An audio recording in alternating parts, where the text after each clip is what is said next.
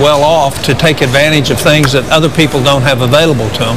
So before we tax the people that are making more than $1 million a year in this country more, and by the way, I think your number's wrong. The top 1% pay 38% according to the IRS.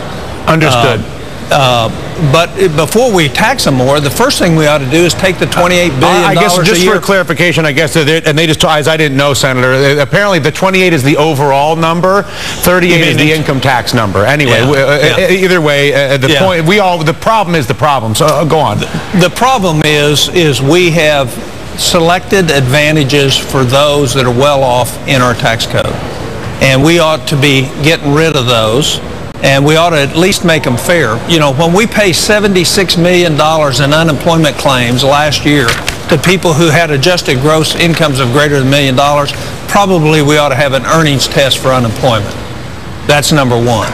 And then we have all these other things where they're taking deductions and claims that they can take advantage of because of their wealth. I mean, we have people who claim yachts as their second home, deduct the interest as a second home in terms of their mortgage, then write off the peerage fees and everything else as an expense because one time last year they rented it out. I mean, we have a lot of problems. That sounds like a sweet deal, man. It is, and so what I'm saying is if we're going to go to tax fairness, we need to reform the code. We need to make it apply equally to everybody, and everybody ought to pay their fair share except those that are on the very low end of the scale. And we're not doing that today. We have a lot of people that aren't paying anything. And I think this is one of those issues where, again, 80 to 90% of the country, when you get to the principles of the base rhetoric, agrees with what we're talking about. The question becomes, okay, what is the barrier between talking about it on television and implementing it as a set of policy reforms? Well, I think we can do that. I think most people would agree with the report we put out. Some would disagree that there ought to be an earnings test associated with Social Security. I understand that because people have contributed to it. But in Canada, they have an earnings test. And by the way, their Social Security is not insolvent in the long run like ours is. We've got two points. It's just rational. Okay, we bring up one other thing in the limited time that we have left. The last time you and I spoke, I was and continue to strongly advocate to address what I call the 94% problem, which is 94% of the time the person raises the most money wins. I view that as an auction. You countered my point by saying, listen, Dylan, I don't know that it's the money was your view, but the incumbency bias is such a bias for power retention. And I listened to you when you said that, and I recognize that, and I did a little bit of research, and I just want to show folks some data on the incumbency bias that you drew our attention to in the last conversation.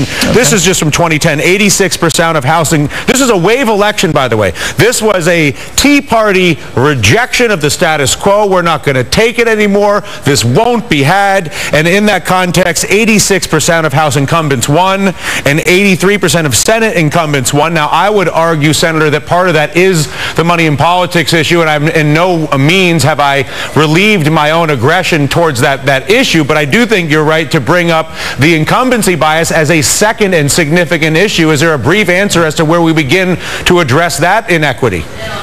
Well, I think if you look at the state of Virginia, they have no limits on anything in terms of campaigning. They've never had a problem that we have nationally. We put limits, we've got rules, we catch people in traps. I still think the biggest problem is the power of the incumbency, the power to raise money and get over an advantage. So what you see is people winning, putting their own money in to defeat a senator. I mean, that oftentimes is the case. In rare exceptions, it's not. So there's no question we have a tremendous advantage, and we continue to protect that advantage, and that's what we ought to be addressing. Listen, we don't have the time now, but I'd love to have a bigger conversation about addressing that. We'll have it over lunch someday. I look forward to it, Senator. Okay. Listen, thanks for the conversation this afternoon. Tom Coburn. You bet. Good to talk to you. You as well, out of Oklahoma. Our mega panel is here.